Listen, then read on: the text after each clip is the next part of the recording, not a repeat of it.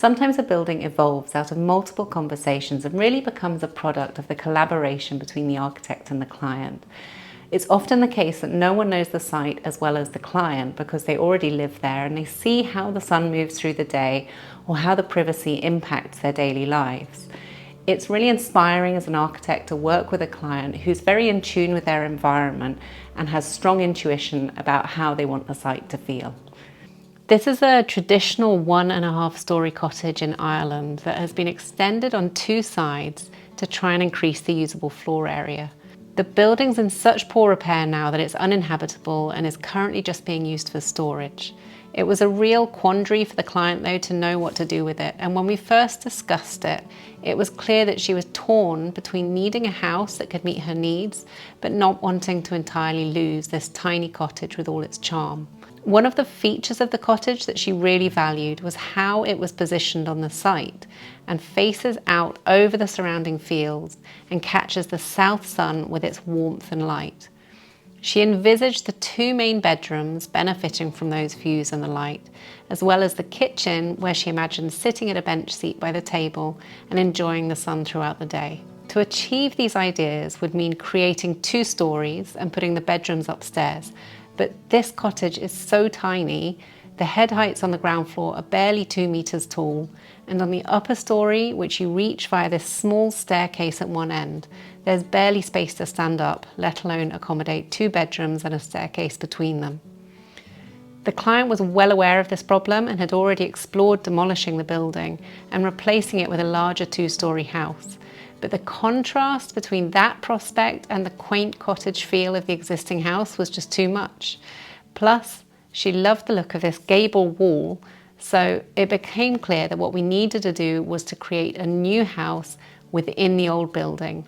But then, how do you create a larger house out of a tiny building?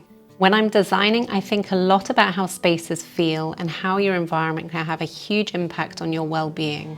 This is something that I know can end up being dismissed as frivolous or imaginary because it's intangible and unmeasurable.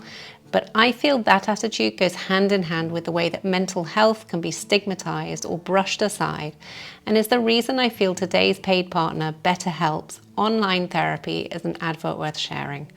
Like most people, I know how things can build up to a point of overwhelm, so having a strategy for managing this before it gets worse just feels like common sense to me. Therapy is a tool like any other and is a way of maintaining one's mental health rather than waiting until things become unbearable. I think a key difference of BetterHelp is that it's not a big thing.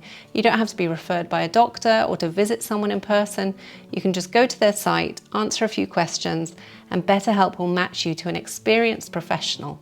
You can then video chat or call, or you don't even have to talk to them. You can do the whole thing through messaging on your phone. BetterHelp are offering a discount on your first month with them if you use the link betterhelp.com/Gemma Wheeler. You can find that link below as well, so do give it a try. The first thing I looked at was to strip away these more modern extensions as they're no longer habitable and are just detracting from this existing cottage form. This frees up the south facade to be open towards the views and the south sun, and that can start to inform the process of developing the floor plans. I wanted to put the kitchen and dining space on this south side of the plan, and I need to create a separate living room rather than open plan so that it can be closed off and the noise of the TV shut away.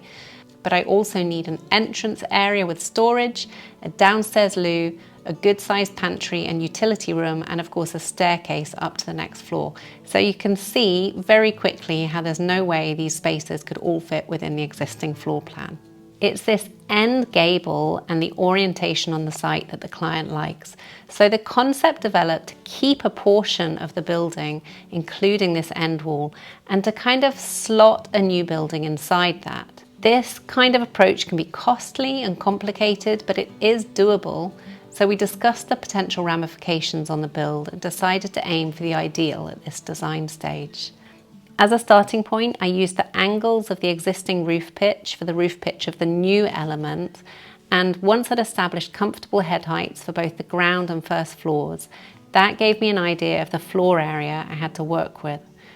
To ensure it didn't get too massive and entirely consume the remaining cottage gable, I factored in that I would need to use dormers to the south elevation to make that floor area usable.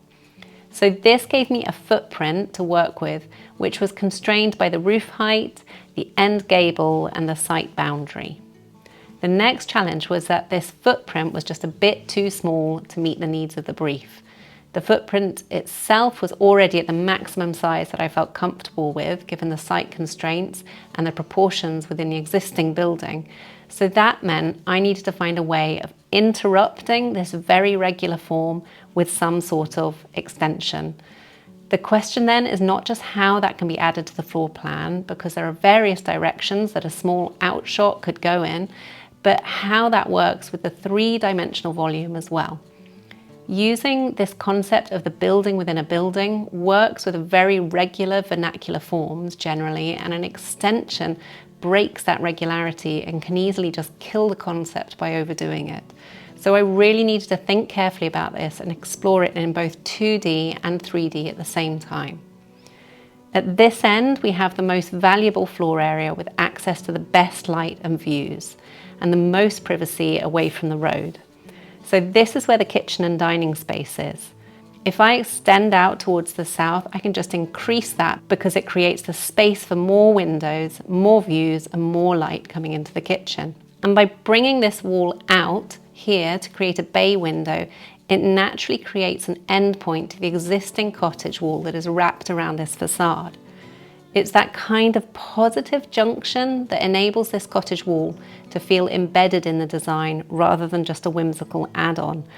And in fact, there's an opportunity at this point in the floor plan to place a fireplace between the kitchen and the living room, and so to introduce a sculptural chimney to really define the end of one volume and the start of the next. The effect that this creates is a step on from the building within a building concept. You have that at this southeast corner where the cottage wall wraps around the new two-story element. The funny little buttress of the gable wall is now echoed in the angle of the chimney, and together they form their own sculptural language. The two-story building behind this is larger, so simpler in form to ensure it doesn't dominate things, and then you have a third volume in the form of this two-story bay. By chamfering off this corner, it softens the impact of this new element while also angling the windows away from the road. There's a lot going on in this arrangement, and so I really needed to keep stepping back to view the building as a whole and ensure that no part of it was outweighing the other parts. Sometimes designing like this is a leap of faith, and you just go with a gut feeling that you've got a balanced design both in the internal arrangement and the external configuration. But I tend to think this kind of building could be nudged and tweaked forever, as there are so many opportunities of lines of concept to follow. So for example, in the materials, originally I reached the conclusion that there should be a distinction between the existing cottage walls and the new elements like the chimney and some of these lower walls, and that distinction could be expressed in the materials.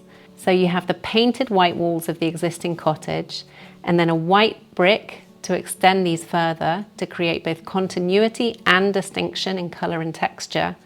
And for the roof and upper walls, I wanted them to wrap out of the existing cottage walls and feel like one thing. So I proposed that they should all be clad in a light grey standing seam metal. So you have all the materials in a white or light grey, but different textures to delineate the story of this process.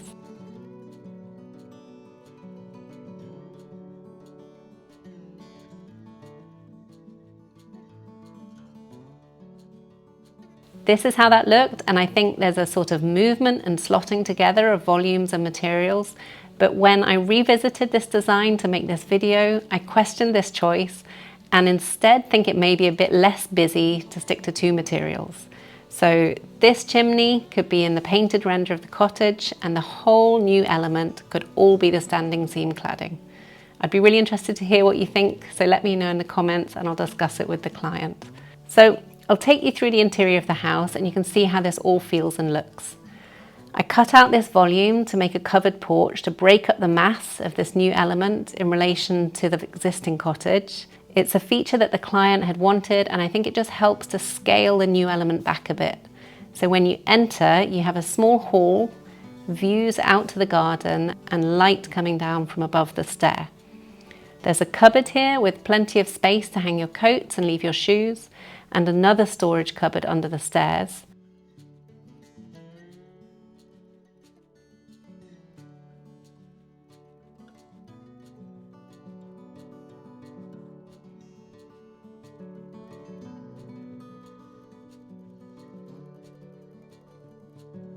And there's another bit of storage in the loo, which also comes off the hall. From here you go through into the kitchen, which has an island where you can sit and talk to someone cooking.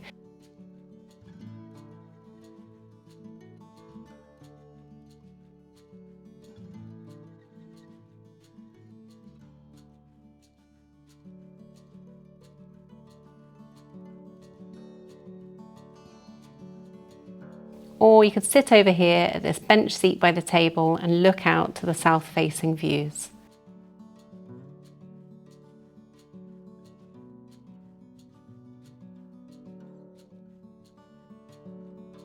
There's a potential for a glazed door here to take you out to a small patio that could catch the evening sun while being hidden from the road.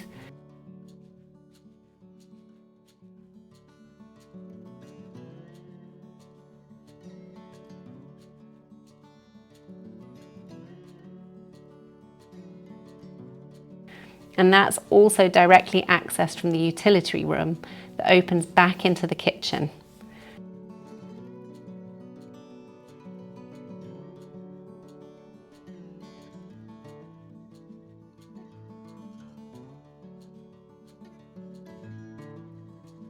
There's a good sized pantry next to the kitchen also that is closed off with sliding doors.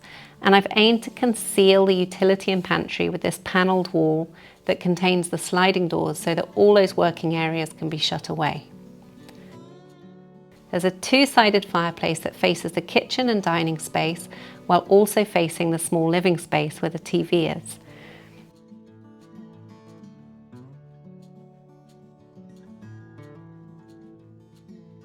This room also gets the south light and views while being separate from the kitchen to provide some separation between the parents' and children's space.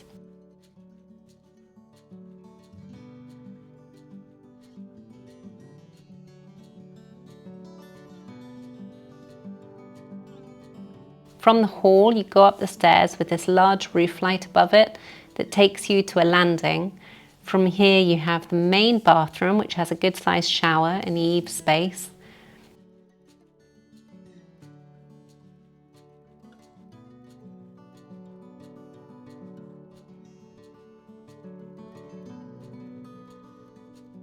The landing opens out and has a partially screened off office space which formed part of the brief, and you have a small guest bedroom on this north side with a roof light window overlooking the garden.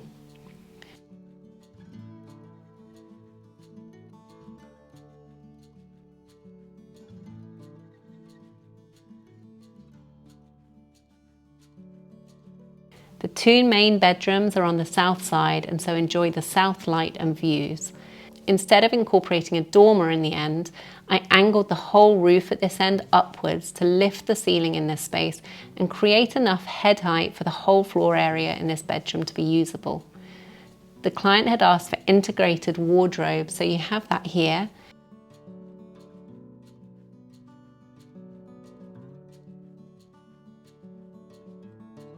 And you have the same in the final bedroom, which has the bay roof giving this room a flat ceiling.